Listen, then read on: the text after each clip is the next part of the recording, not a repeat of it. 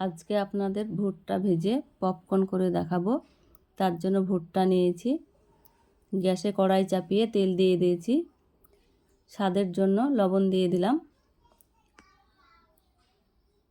1 চিমটি হলুদ দিয়ে দিলাম।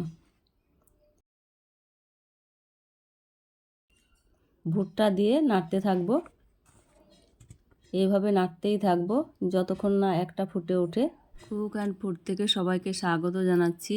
যে যেখান থেকে ভিডিওটি দেখছেন সবাই ভালো আছেন ও সুস্থ আছেন। ভুট্টা ফুটে উঠেছে, এবার ঢাকনা দিয়ে ঢেকে দিলাম। দেখুন কত সুন্দর ফুটে উঠছে। আপনি যদি ফেসবুক থেকে আমার ভিডিওটি দেখে থাকেন চাইলে পেজটি ফলো দিতে পারেন। আপনি যদি কাজটি অলরেডি করে থাকেন আপনাকে অসংখ্য ধন্যবাদ।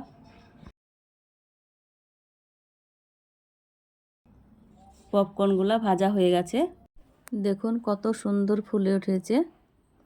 আমার ভাজা হয়ে গেছে, ঢেলে নিলাম। আপনারা এইভাবে বাজার থেকে কিনে নিয়ে এসে ভেজে দেখতে পারেন, খেতে তো দারুণ হয়।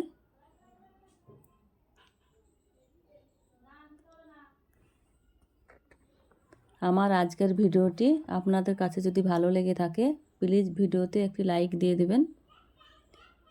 কিছুটা পপকর্ন নিয়ে রেখেছিলাম, কড়াইয়ে গুড় জাল দিয়ে পপকর্ন দিয়ে দিলাম। এবার ঢেলে নিচ্ছি।